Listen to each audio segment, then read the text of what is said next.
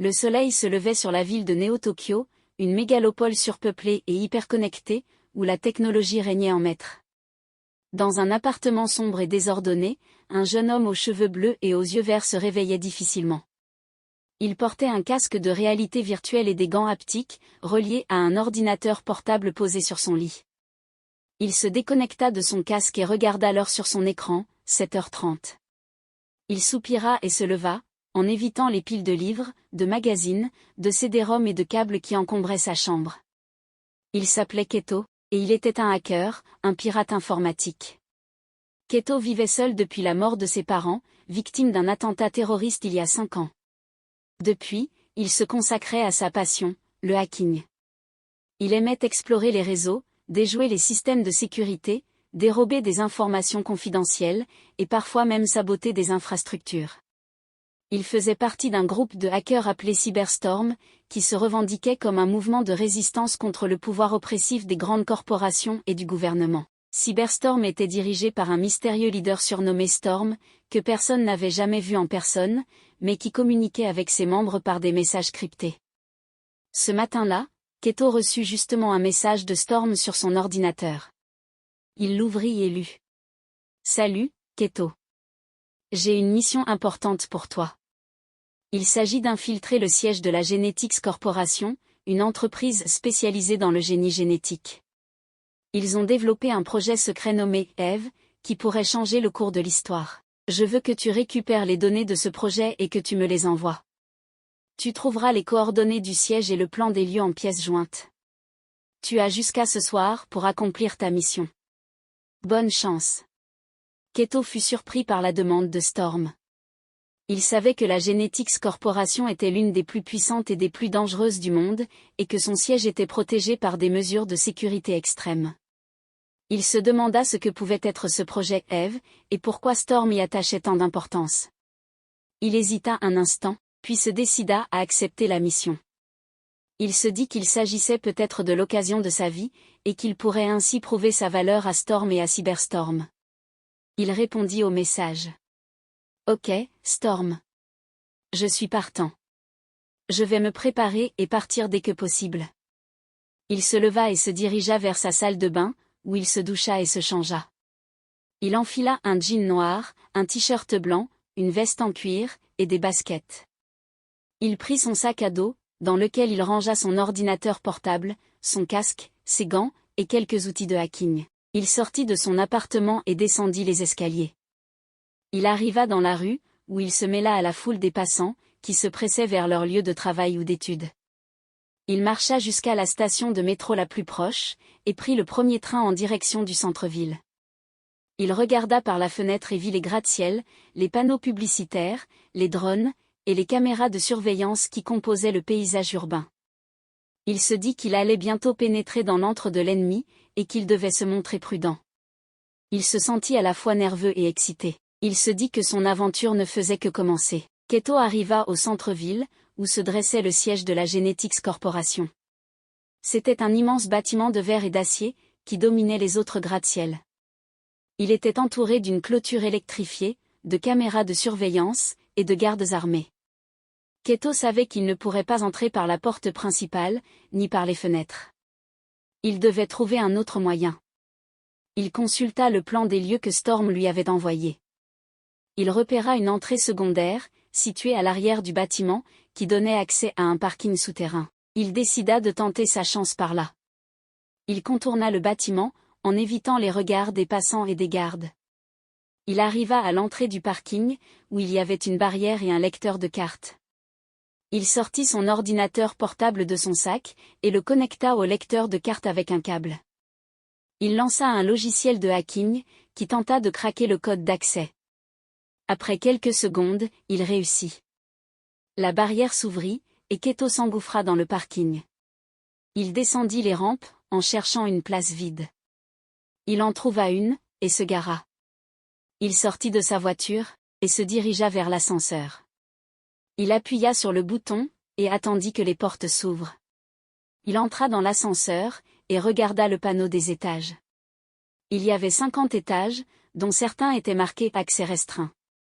Il supposa que le projet Eve se trouvait dans l'un de ces étages. Il sortit son ordinateur portable, et le connecta au panneau de contrôle de l'ascenseur avec un autre câble. Il lança un autre logiciel de hacking, qui tenta de débloquer les étages restreints. Après quelques secondes, il réussit. Il appuya sur le bouton du 50e étage le plus haut. Les portes se fermèrent, et l'ascenseur se mit en marche. Keto se sentit nerveux. Il ne savait pas à quoi s'attendre, ni ce qu'il allait trouver. Il se demanda si Storm lui avait dit toute la vérité, ou s'il lui cachait quelque chose. Il se demanda aussi si quelqu'un l'avait repéré, ou s'il était passé inaperçu. Il espéra que tout se passerait bien, et qu'il pourrait accomplir sa mission sans encombre. L'ascenseur arriva au 50e étage et les portes s'ouvrirent. Keto sortit, et se retrouva dans un couloir blanc et silencieux. Il n'y avait personne. Il avança, en suivant les indications du plan. Il arriva devant une porte blindée, sur laquelle il y avait un panneau, Projet Eve, accès autorisé uniquement. Il sortit son ordinateur portable, et le connecta à la serrure électronique avec un troisième câble. Il lança un troisième logiciel de hacking, qui tenta de forcer la serrure. Après quelques secondes, il réussit. La porte s'ouvrit, et Keto entra. Il se retrouva dans une grande salle, où il y avait des ordinateurs, des écrans, des câbles, et des machines.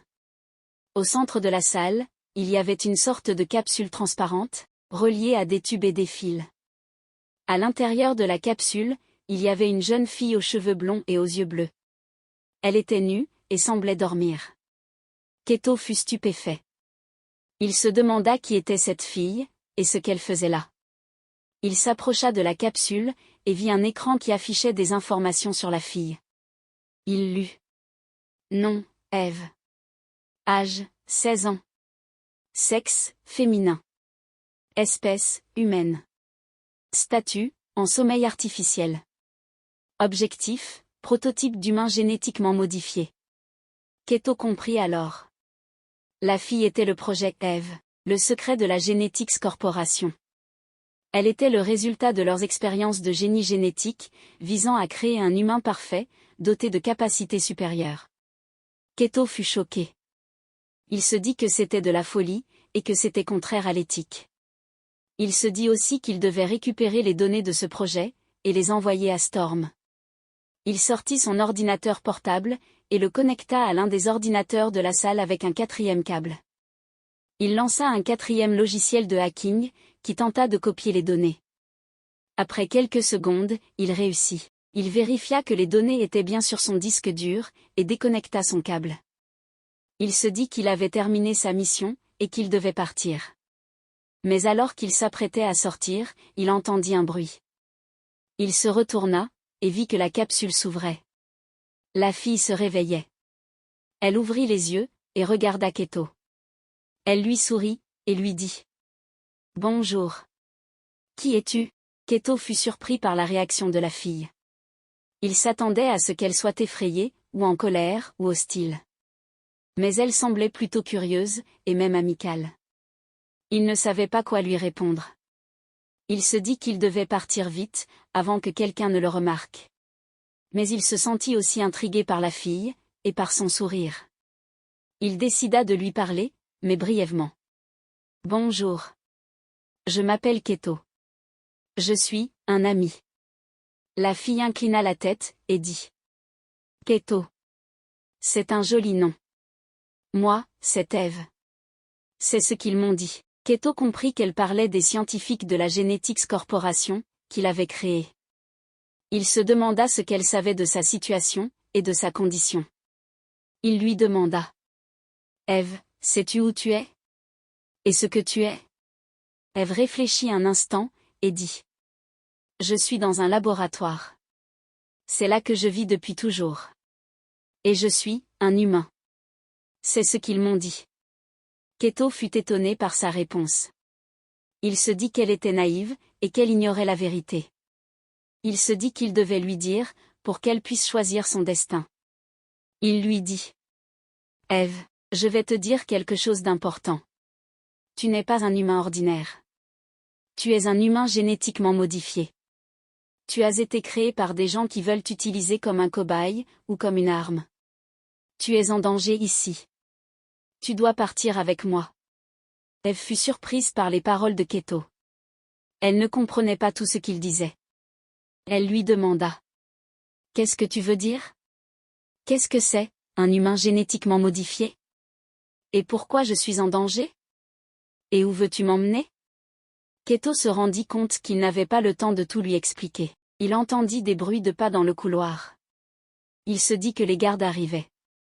Il prit la main d'Eve, et lui dit. Eve, fais-moi confiance. Je suis là pour t'aider. Viens avec moi, vite. Eve hésita un instant. Elle ne savait pas si elle devait croire Keto, ou si elle devait rester dans le laboratoire. Elle se sentit perdue, et effrayée. Mais elle vit aussi dans les yeux de Keto une lueur d'espoir, et de gentillesse. Elle décida de lui faire confiance. Elle lui dit. D'accord, Keto. Je viens avec toi. Keto sourit, et l'entraîna vers la sortie. Il sortit son ordinateur portable, et le connecta à la porte blindée avec un 5e câble. Il lança un 5e logiciel de hacking, qui tenta de refermer la porte.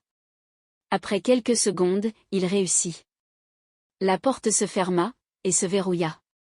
Keto espéra que cela ralentirait les gardes. Il courut vers l'ascenseur, en tenant la main d'Eve.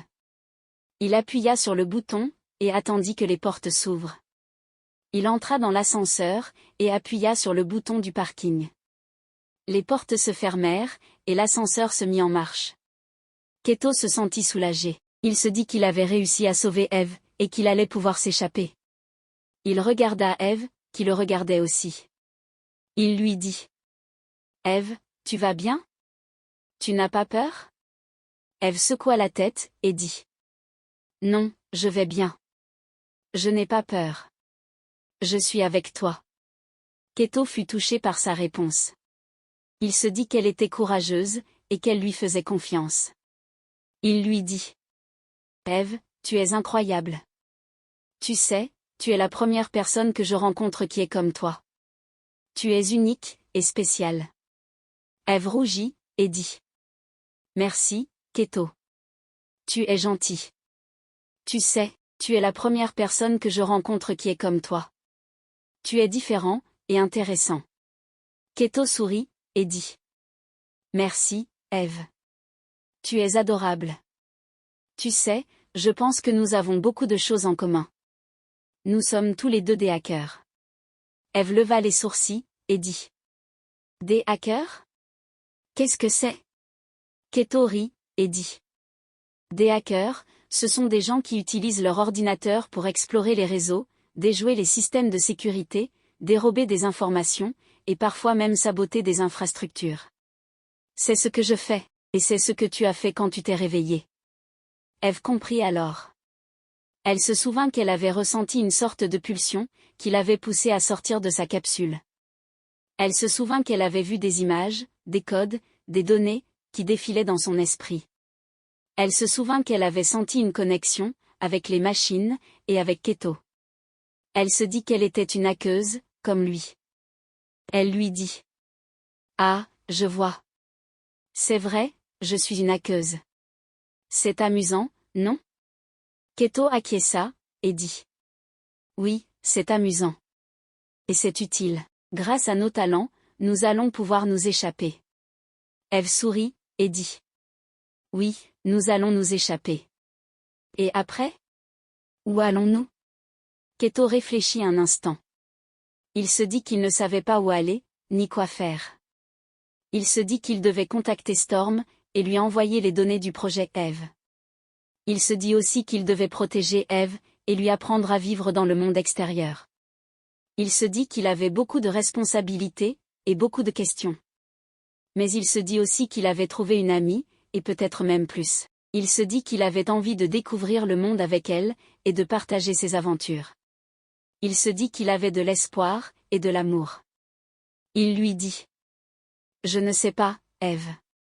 Mais je sais que nous serons ensemble. Et que nous serons libres.